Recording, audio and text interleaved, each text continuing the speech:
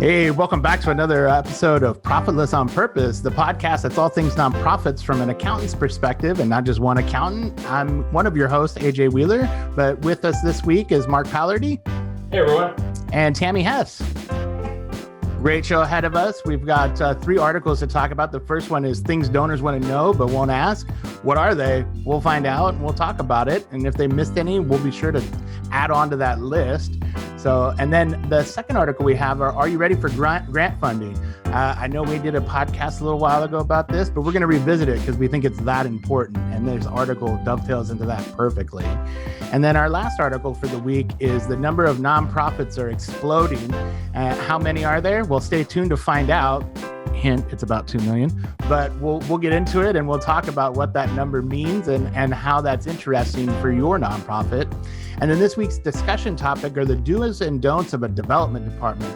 What do you need to know when you're running a successful development department? And what are the do's and don'ts around your development department? Well, why don't you take us away with our first article, Mark? Hey, everyone. So yeah, my first article up today is things donors want to know but won't ask. And I thought this was kind of an interesting article because we have our standard list of questions that donors are always asking. What is your money being used for? How effective are you? What percentage of your money goes towards the actual programs, et cetera, et cetera. Obviously, a laundry list of donor questions that can come out. But this article is talking about some unique questions that donors might ask, which helps reframe the conversation for what a nonprofit should be thinking about. So these, one is, who is driving this initiative? So this kind of question gets to proactively to the bottom of, who's going to be in charge of this particular program, who's going to be running the show here, and kind of helps a donor understand maybe the impetus, maybe the mindset behind a specific program you're going for. And proactively sharing this kind of information with your donor base creates enthusiasm around a project. If you get your person who's in charge of the project or a team together to really talk about the initiative, that can help drive funds coming in and drive some revenue. Another tricky question that sometimes comes in is, can I meet with other donors? That's kind of a two sides of a coin, because that can be a good thing if you have donors coming together and collaborating and, maybe even challenging each other to give more to make this successful. But it can also rule out some of the, it can feel exclusive. And so I think if you're going to actually introduce donors to each other, you should always get consent first from the other donors. And if you have multiple interested parties, making that connection can work, but you're going to have to go to each one and say, would you be interested in meeting and connecting with some of the other donors? Pitfalls from that could be, you don't want high-level donors to be seen as this exclusive club, and then people who are only giving a nominal amount of money to feel left out of the equation. So just walk that line carefully. And then the third question, which I thought is interesting, is this a passion for the project that's keeping you up at night, or is it stress about the project that's keeping you up at night? And I think probably the answer is a little of column A, a little of column B. But if you can actually get in there and be truthful with your donor base and say, this is a big project. Sure, there's some stress involved, but we're also really excited about getting it off the ground. Offering a personal look on the insight of a development department and what the organization is doing often helps you connect more with your donor base. So I'm curious, AJ and Tammy, if you have some other questions that you might think of that are interesting questions that donors might ask and shed some light, or if you have any commentary on these. Yeah, I do. The third question that you had, I love. I used to actually ask a similar question when I would meet with clients when I was doing their audits. I would ask them, what keeps you up at night? What kind of things are about the business that, is making you worried or concerned, and why? And I think that question really helps you as a person learning about the organization or a company to really understand kind of what could be some of the stress points, whether good or bad. And so you kind of understand too what their needs could be to help alleviate that stress.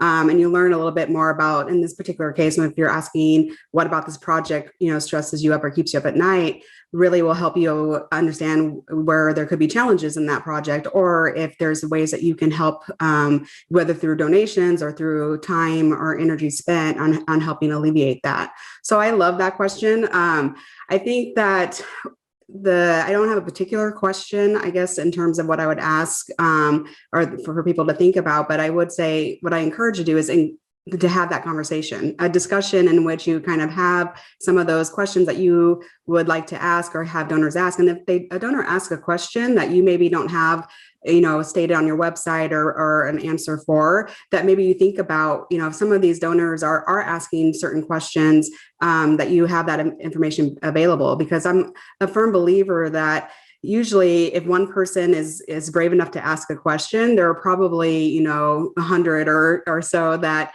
have that question but haven't asked that yet. So usually it's something to think about when you're talking with other folks, that they may not particularly ask that question to you, but that they probably do have that question about, and so you could share that information as well.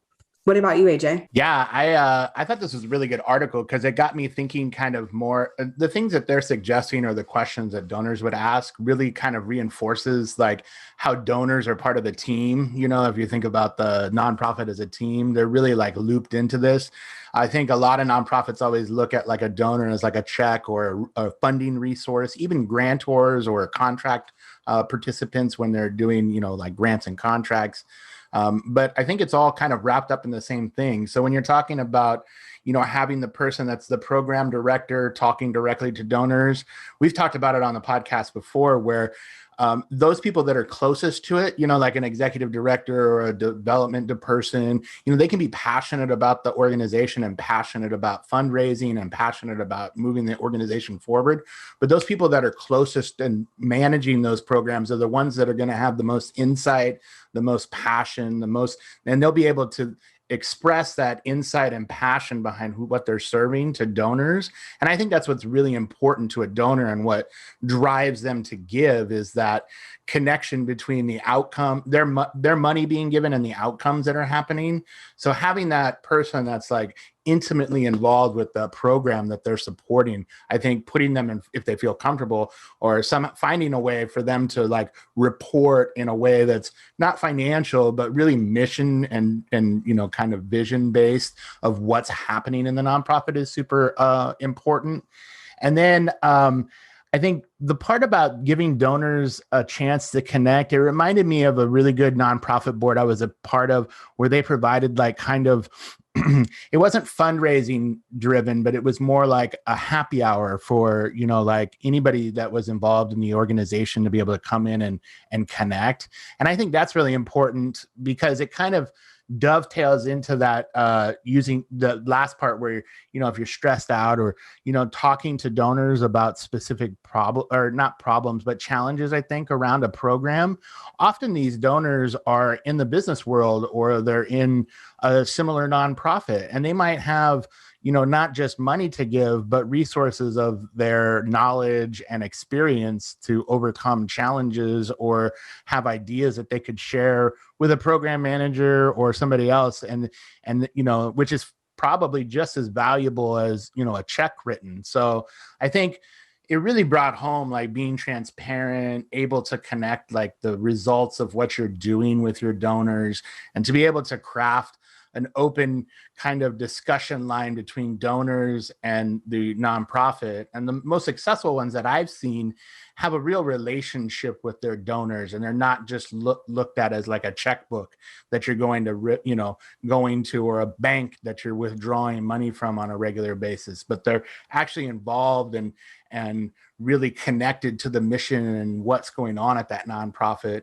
And then on the other side, they're being acknowledged for what they're providing to the nonprofit. So giving them a chance to connect, recognizing them as a vital part of the mission and the organization and the team, I think is very important. So, I saw some real opportunities there in that article, and I thought it was a good read. Yeah, some great points, both of you. I think just as a little tease, next week on our podcast, we're going to be talking about some donation do's and don'ts. So if you're interested in the topic of donations, be sure to stay tuned and check in for that one. Now, AJ, I think you've got another article for us. Absolutely. So this comes from the Nonprofit Hub, and it's called Are You Ready for Grant Funding? And this actually goes back an episode or two. I don't know. They all run together for me, but we discussed, kind of the do's and don'ts of grants and grants a little while ago. So I thought this was kind of a good refresher. If somebody hasn't seen that episode, maybe we put an annotation and you guys can go back and check it out. But anyway, this one kind of goes through, it's a very short article, but we can probably expand on it some more.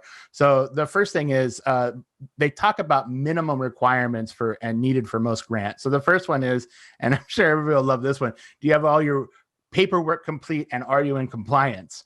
There's nothing worse than getting a grant and not having the subsystems able to have the support and the controls in place and the reporting requirements needed for a grant. So it essentially says you need all your ducks in a row, and also too, you need to be registered with the state and have all your paperwork complete that you're actually eligible for these grants and contracts that you're getting through this. And then the next one I thought was interesting, but the question they pose are all your board members financially supporting your mission? And I didn't realize this, but I think it's probably, potential grantors will want to see, and I think it speaks to a diversity of funds. A grantor is not going to want to, support a program or an organization that doesn't have some kind of sustainability process of what they're doing. If, they're the only funder for a program, and that, they often want to know how the program will be supported after they stop supporting it. So I think part of that is having your board be a giving board and showing that there's a diversity of funding sources that you have in the organization.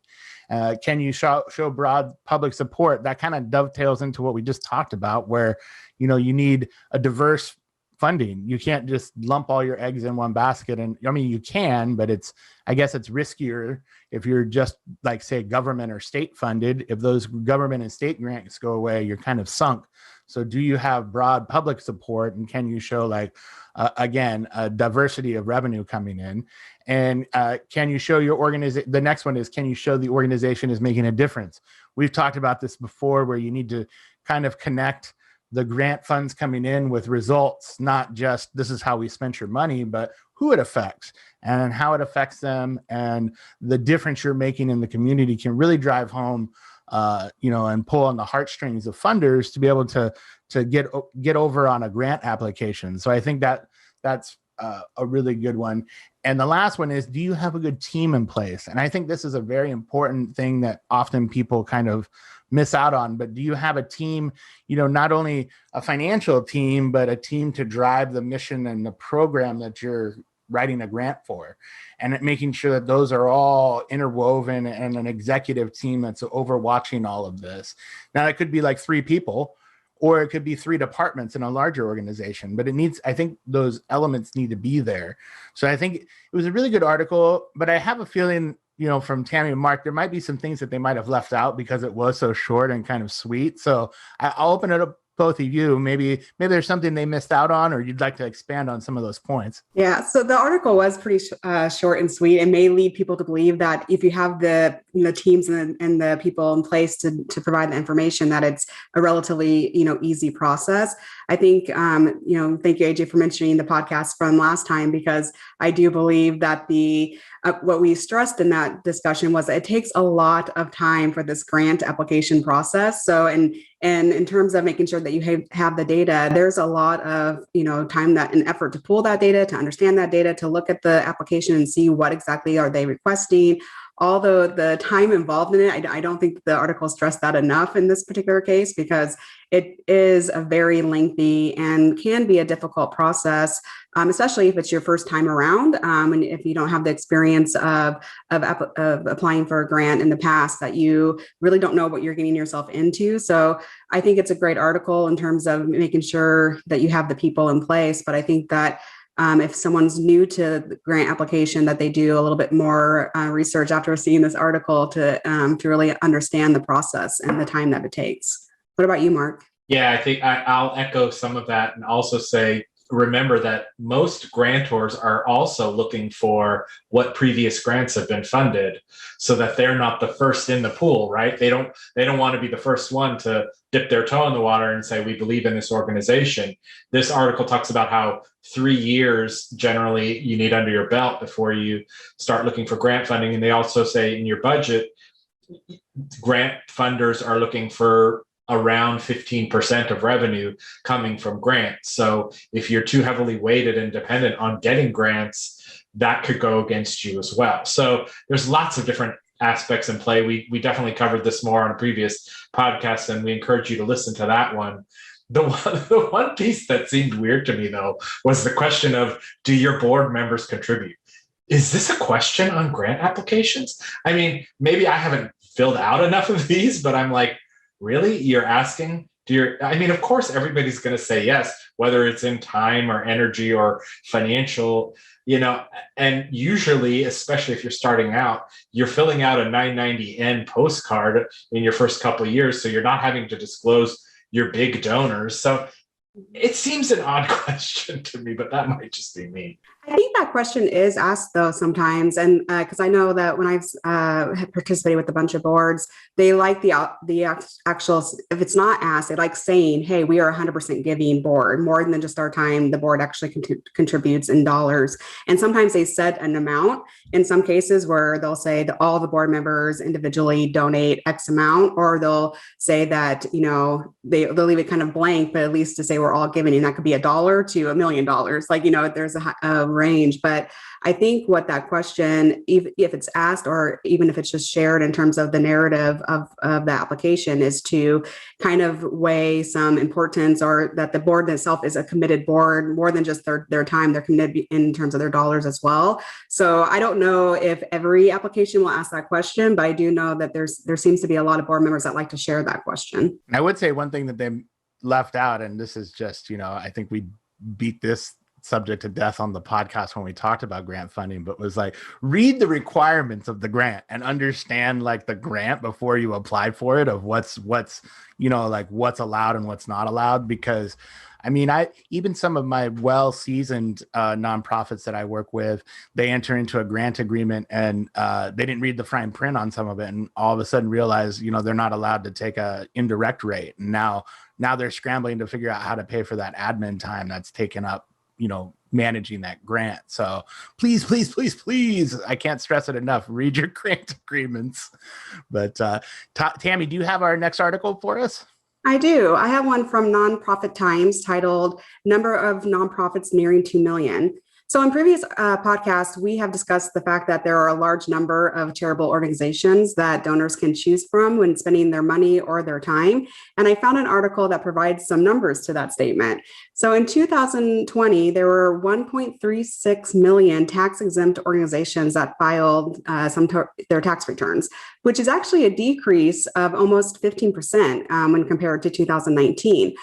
However, there was over 95,000 of new applicants requesting tax-exempt status. So, and 89% of those applications were approved.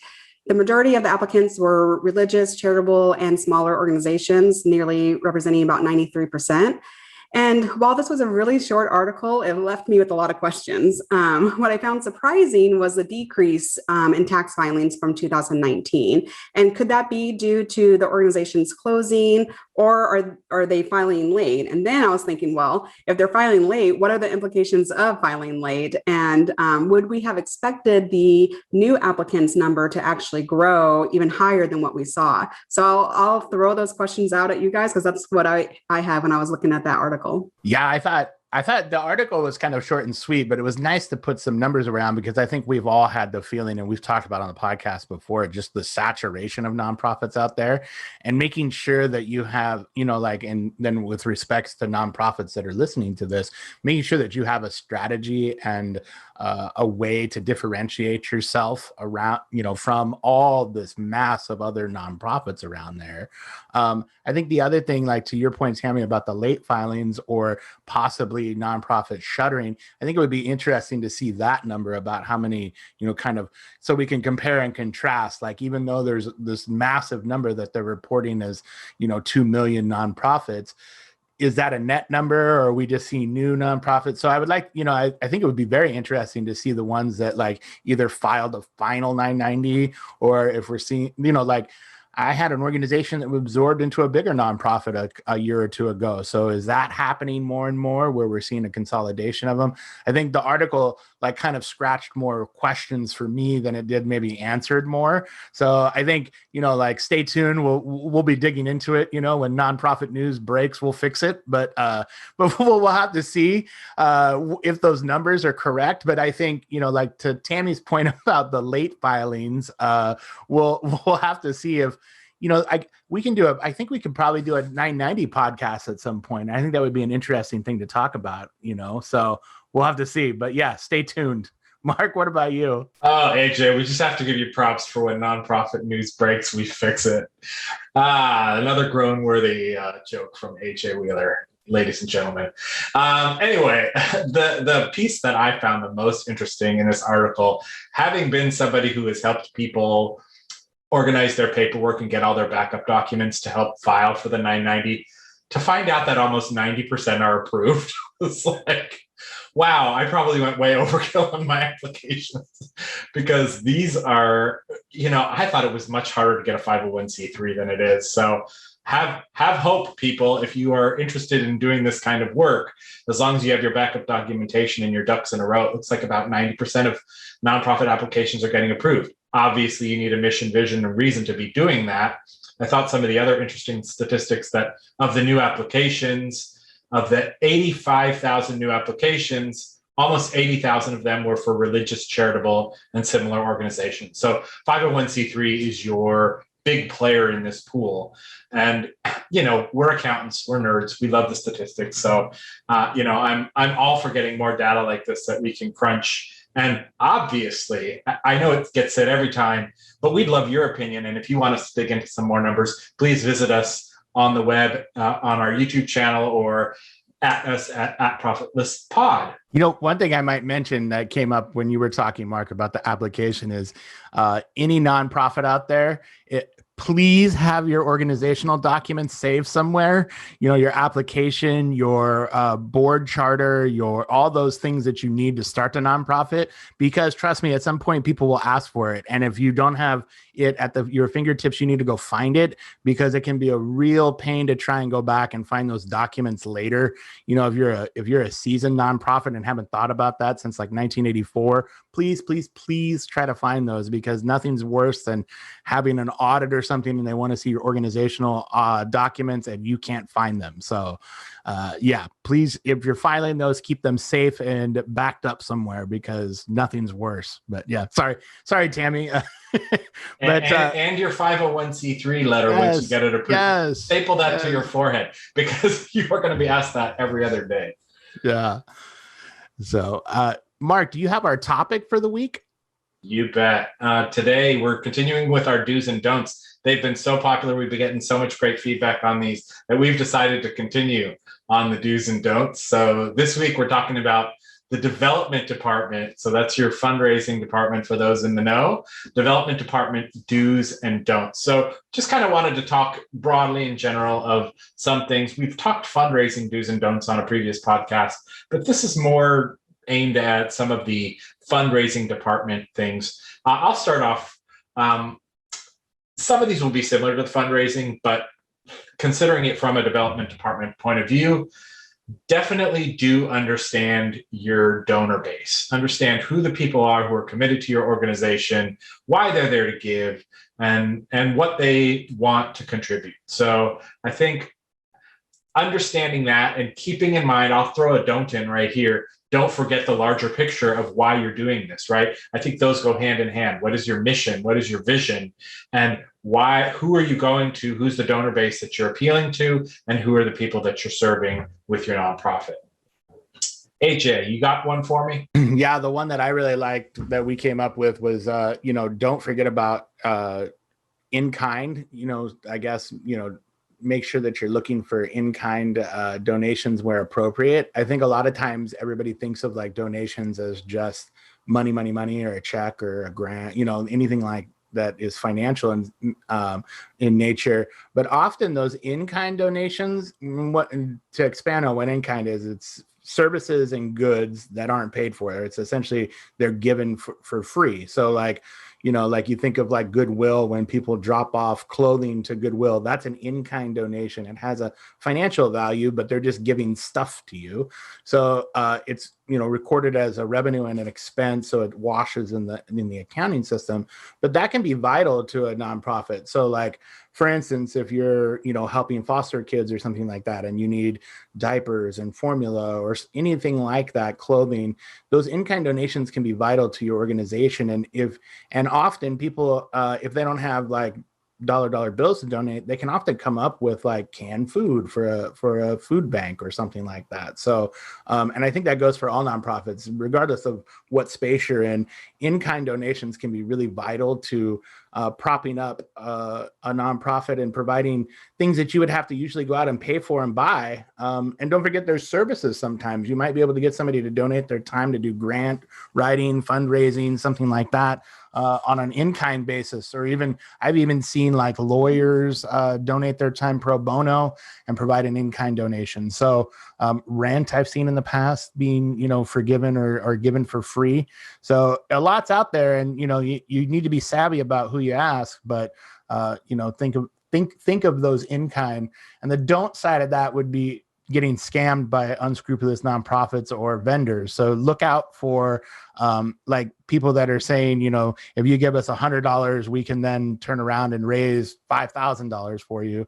There's often a caveat to that, and fundraising organizations like that can be very, I don't know. It just seems murky waters to me when you hire somebody to do fundraising for you like that guarantees you, or as a call center or something. So just be wary of those. There's many documents about unscrupulous fundraising organizations that do like, scam calls and et cetera to try and get money. And you only see a very small part of that, and people are, could use that money for something else. But Tammy, you got some for us? I do. Mine kind of connects with what Mark said about understanding your donor base. I think it's also really important to take the time to connect with the donors, to connect with them, share with them what the organization's doing, learn, about them and what they want to see. And kind of, I think as AJ said earlier, it's really a partnership in terms of a team approach in the whole nonprofit organization kind of world. So it is a relationship between the donors and the organization. So to make sure that connection is there.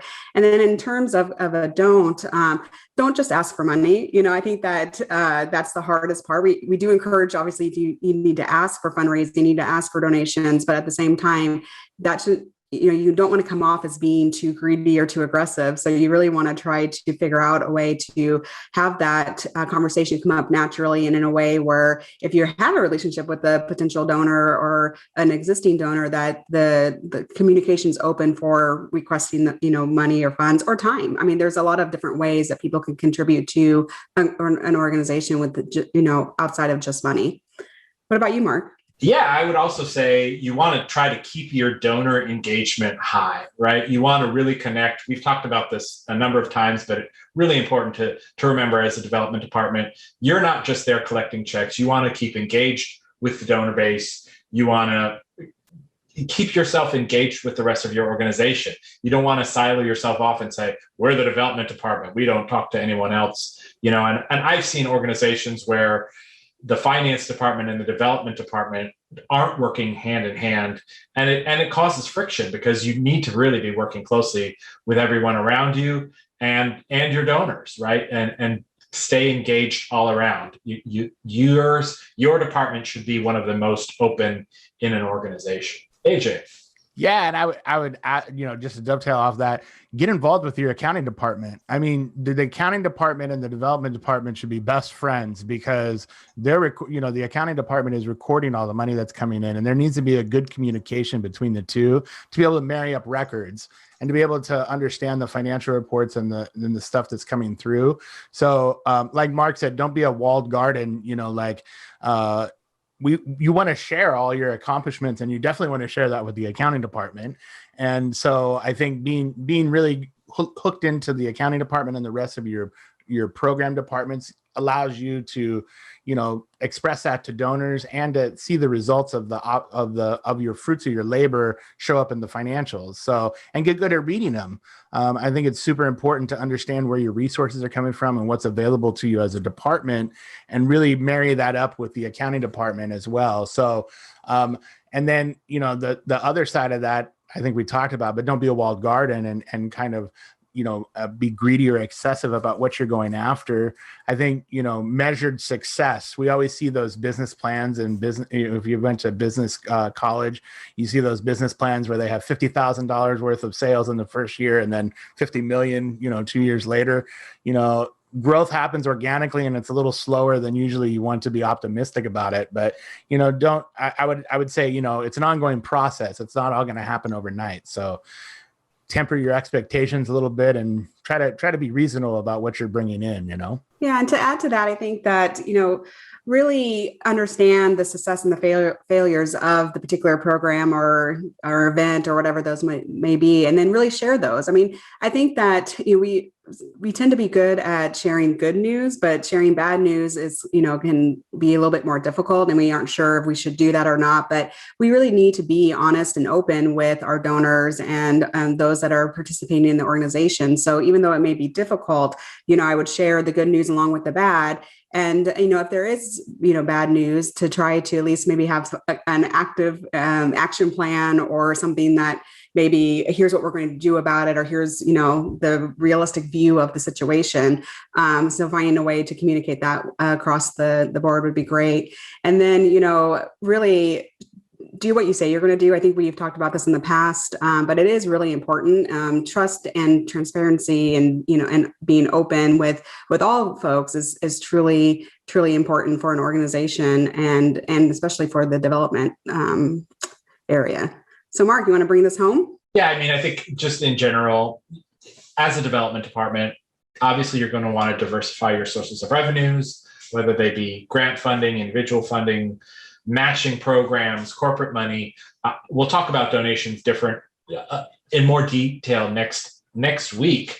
But I do want to just mention, as a development department, you're a front-facing piece of the organization, right? You're the one who's going out to the public with the ask. So represent your organization well.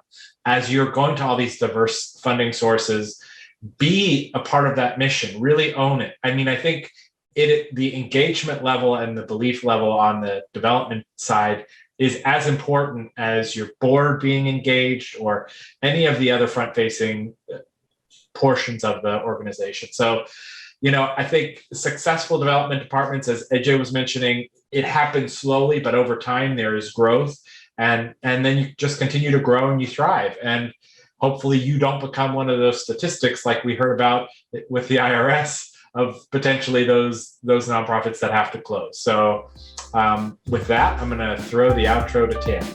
All right. Well, thank you. That was a great discussion. And thank you all for joining us for another episode of Profitless on Purpose, the nonprofit-focused accounting podcast. Please hit the like and subscribe buttons if you're watching this on YouTube, or rate us using your podcast app. Check us out on Twitter at ProfitlessPod. We would love to hear your feedback and suggestions for future episodes. Thank you very much and have a great day. Bye. See ya. Bye, everyone.